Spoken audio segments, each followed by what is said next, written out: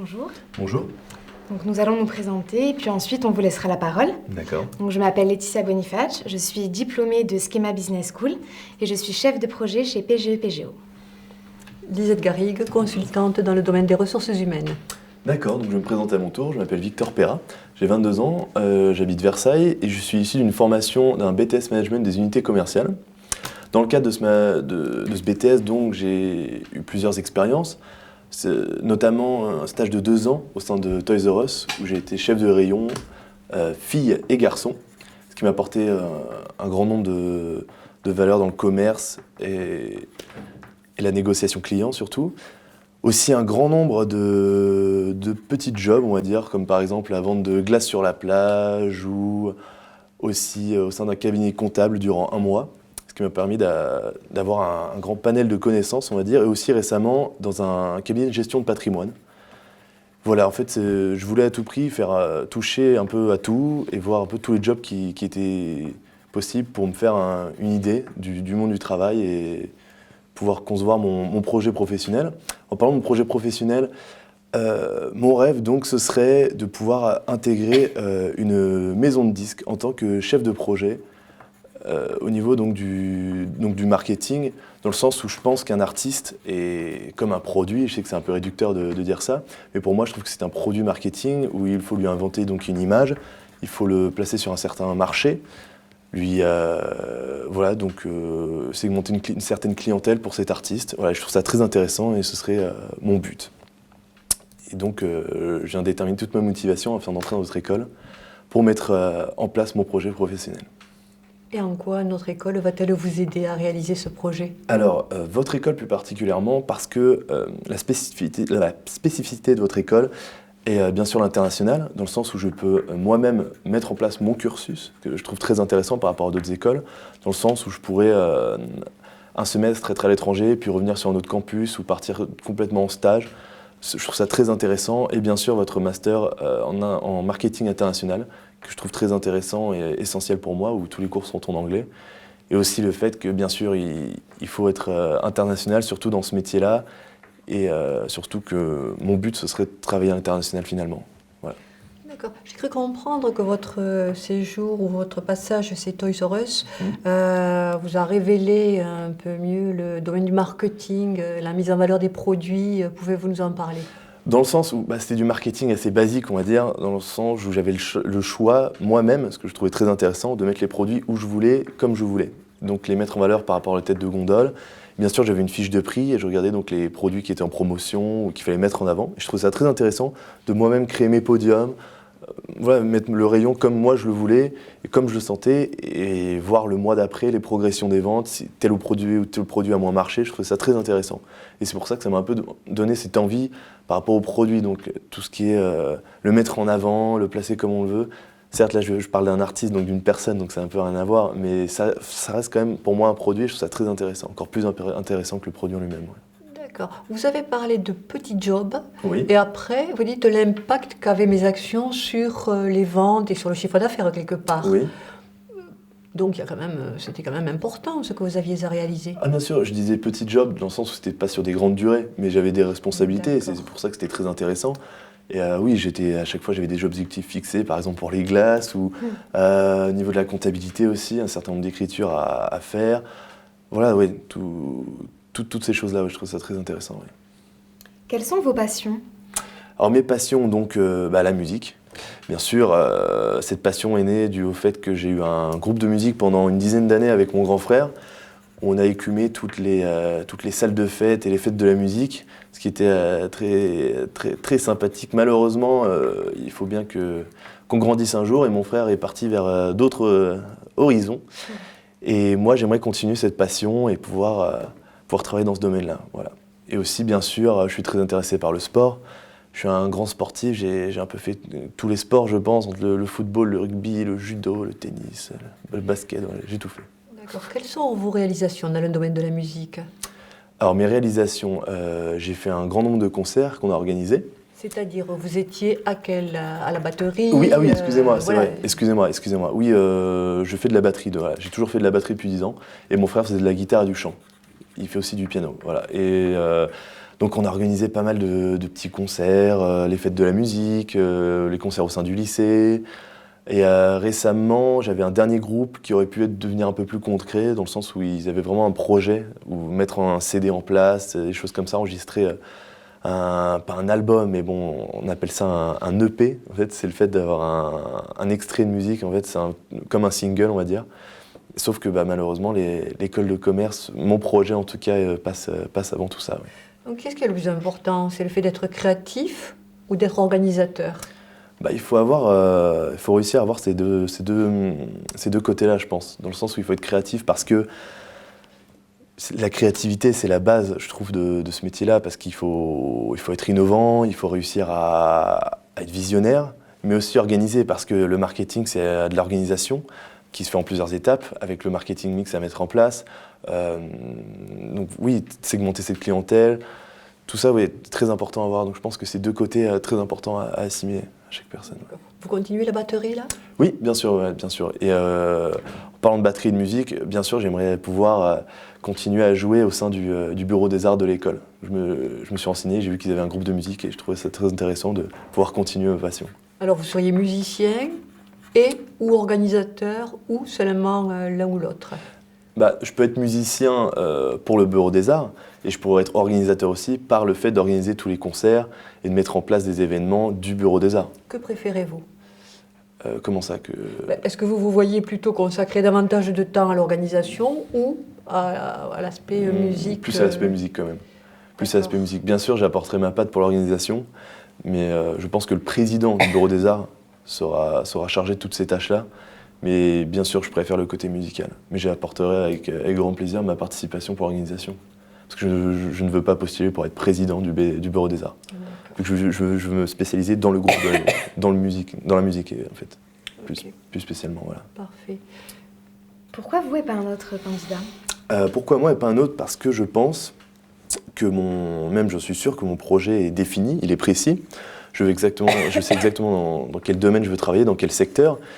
Et les outils que je vais utiliser, les outils de votre école que je vais utiliser pour l'atteindre, donc ce cursus dont je vous ai parlé, bien sûr les échanges, mais c'est surtout ce côté où je peux faire mon programme à la carte, moi-même, et me fabriquer, entre guillemets, mon avenir et donc atteindre ce projet.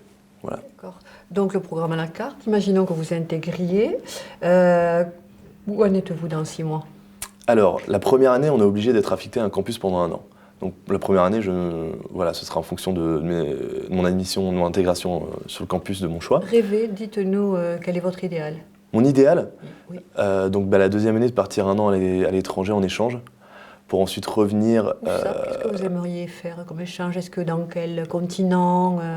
J'adorerais plusieurs continents assez différents, on va dire, dans le sens bien sûr les États-Unis, parce que je trouve que pour le métier que je veux faire et pour mon projet, c'est quelque chose de très porteur quand même. Mais aussi, j'aimerais beaucoup Singapour, parce que je trouve que c'est une ville qui a un potentiel assez incroyable et qui est déjà quand même une mégalopole, une ville économique incroyable et que j'aimerais beaucoup voir, oui. Donc, c'est assez différent. C'est vraiment ce côté, soit pour mon projet, soit plus pour moi-même me rendre compte des autres puissances qui existent. D'accord. J'aimerais revenir sur le sport. Vous Oui. nous avez parlé du sport en vous présentant. Parlez-nous-en. Alors, j'ai commencé les 2 sports qui m'ont le plus marqué. C'est le basketball, où j'ai été capitaine d'équipe pendant 6-7 ans. Ce qui m'a apporté des valeurs à peu près managériales, on va dire, tout de même, parce que ça reste du management. Victor, pouvez-vous me dire ce qu'est un bon manager selon vous?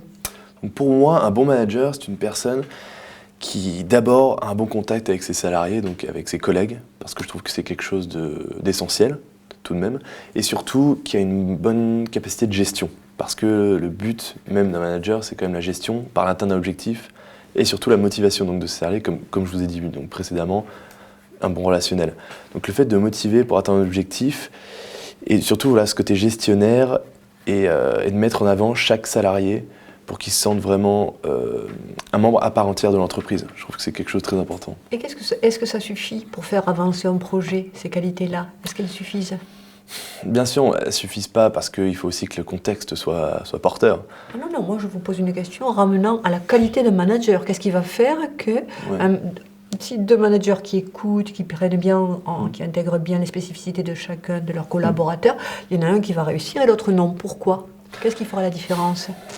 Parce que je pense qu'il ne faut pas être non plus trop dans l'écoute par rapport à un manager, parce qu'ici, il commence à devenir trop dans l'écoute et trop attentionné, trop sympathique, on va dire, parce qu'il faut, ça reste quand même le manager, et un niveau hiérarchique quand même qui reste supérieur. Donc il faut qu'il arrive quand même à poser un certain nombre d'ordres, et qu'il arrive à concilier le côté relationnel, mais aussi directif. Très important. Ça se traduit par quoi, le côté directif, le côté... qu'est-ce qu'il fait le manager à un moment donné? À un moment donné, il va y avoir un objectif à atteindre dans une date limite. Et donc, il va falloir donc motiver les troupes, et donc pour atteindre cet objectif. Et prendre des décisions. Bien sûr, prendre des décisions, oui, bien sûr, oui, en effet. Êtes-vous plutôt leader ou suiveur? Je me dirais plutôt, je pense que je suis plutôt leader. Leader parce que c'est quelque chose... je ne vais pas avoir la prétention de dire que je suis quelqu'un de très charismatique, qui a un côté directif naturel, mais j'aime mettre en place des projets, et j'aime le mettre en place de manière à ce que tout le monde soit content, entre guillemets, et d'arranger tout le monde, mais aussi naturellement, je le fais pas de manière à ce que ça soit directif, ordonné et strict. Par exemple, tous les concerts qu'on a mis en place, ou les projets de vacances avec des amis, c'est plutôt un effet porteur, où bien sûr je suis en avant, et les autres suivent, et donc acceptent mes idées, et acceptent mes décisions. Mais c'est pas quelque chose de directif. Voilà. D'accord. Pouvez-vous nous citer une situation, alors je ne dirais pas d'échec, mais une situation dont vous n'êtes pas très satisfait? Dans ce passé? Oui. Donc, pour moi, une situation qui a été un grand échec pour moi, c'était le fait de redoubler ma 4e au collège. Et surtout, par la suite, à la fin de ma 3e, j'ai été réorienté par un BEP. Et là, j'ai eu une grande remise en question sur moi-même.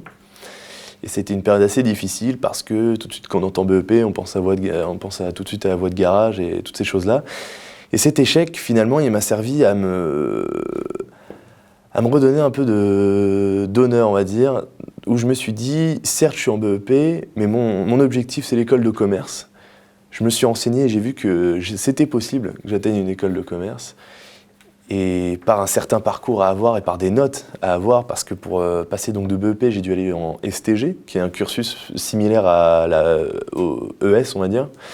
Et donc il a fallu avoir les notes pour partir de ce côté bac professionnel BEP pour réintégrer un lycée donc plus général, on va dire, pour après sur un BTS et être là parmi vous. Donc c'est un échec, ça a été un de mes grands échecs, mais aussi une de mes grandes fiertés. Et dans votre comportement, qu'avez-vous modifié?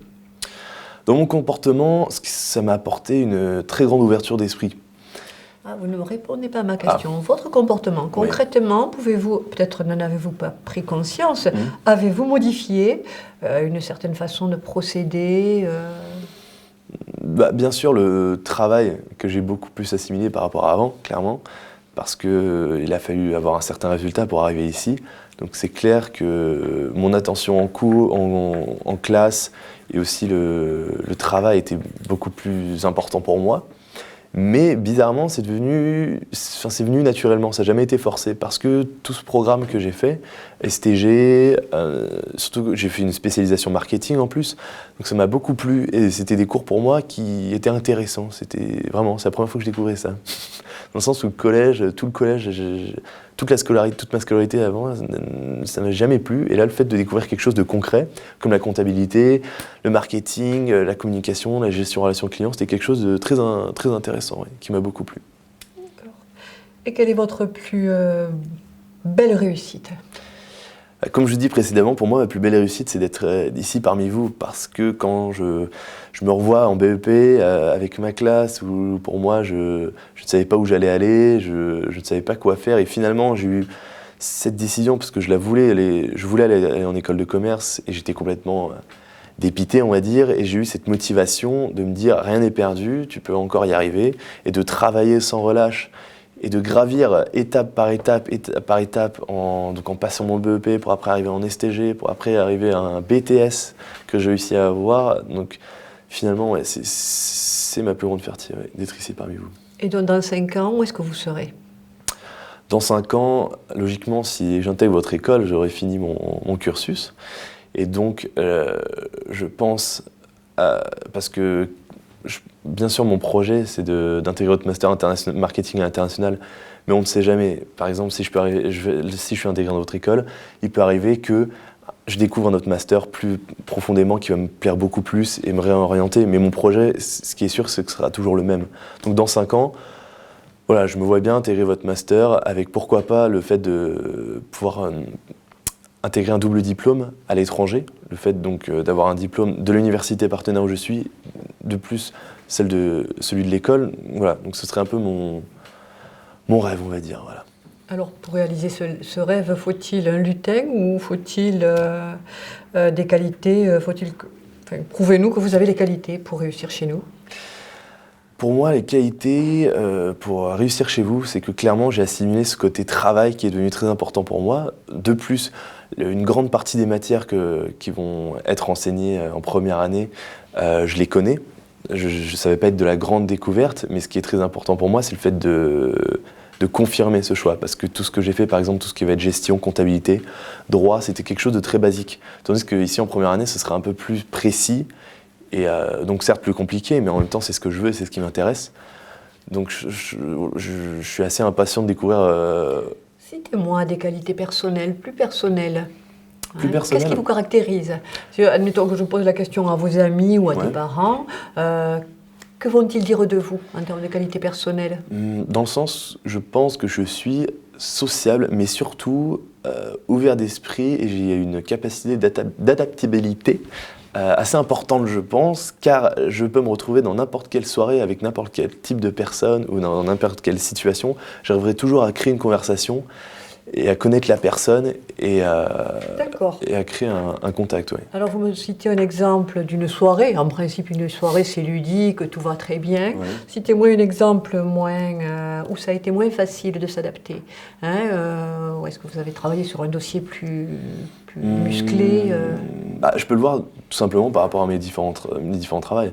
Par exemple, quand je vendais des glaces sur la plage et que j'étais qu'avec des jeunes, c'était très sympathique et contact facile. Tandis que quand je me suis retrouvé dans un cabinet de gestion de patrimoine avec des personnes plus sérieuses, on va dire, il fallait quand même créer un contact et c'était un peu plus compliqué. Mais j'ai réussi à créer un lien avec eux et je suis toujours... Par quelle magie? Est-ce que c'est les gens qui venaient vers vous? Non, je pense que c'est moi, c'est mon côté assez curieux parce que j'aime connaître les gens, j'aime savoir ce qu'ils ont fait, j'aime savoir leur personnalité. Et le fait qu'ils voient que je m'intéresse à eux, je pense que ça leur plaît. Et bien sûr, le lien se fait. Le lien se fait logiquement, oui. D'accord. Voilà. Quelles sont les qualités requises pour faire un poste dans le marketing? Parce que là, je vois donc, dans votre CV projectif que vous vous mettez donc directeur marketing. Ouais. Donc, quelles sont les qualités requises pour un tel poste? Alors, pour moi, les qualités requises pour un tel poste, c'est d'être visionnaire. Parce que le marketing, ça reste le fait de découvrir, pas découvrir, mais de connaître un marché qu'il faut réussir à deviner. Et c'est quelque chose qu'il faut réussir à prédire parce qu'un marché peut changer, il peut être en pleine expansion ou au contraire. Donc c'est quelque chose de très important pour moi. Et bien sûr, une bonne connaissance de son produit surtout. Parce que par son produit, on va le placer sur un certain marché pour un certain type de clientèle à un certain prix. Et je trouve que voilà, c'est vraiment les qualités les plus importantes à avoir. Okay. La connaissance de son produit. Très bien. Est-ce que vous avez quelque chose à rajouter? Quelque chose que vous voulez nous dire, que vous n'avez pas eu le temps de nous dire pendant cet entretien? Écoutez, je pense avoir abordé tous les sujets dont je souhaitais. En tout cas, j'ai trouvé que c'était un échange très sympathique avec vous et j'espère pouvoir intégrer votre école. Et en un mot, comment aimeriez-vous que l'on vous... quel est le terme que vous aimeriez que l'on dise vous concernant? Dynamique. Dynamique. Okay. Très bien. Merci. Merci beaucoup. Bonne journée. Bonne journée.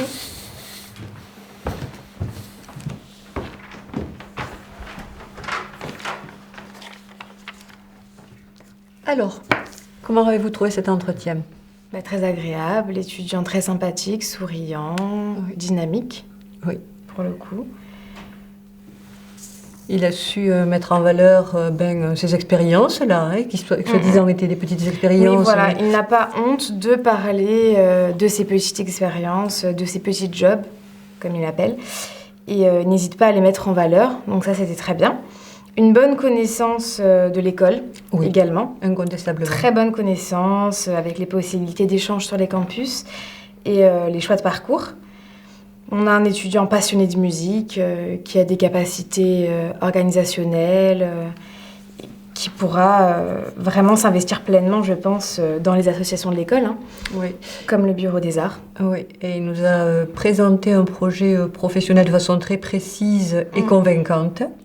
Le seul bémol que je mettrais, c'est que, il a dit qu'il était dynamique, certes, il y a des moments où il nous a montré qu'il était dynamique, mais il faudrait qu'il soit plus concret encore pour être plus convaincant.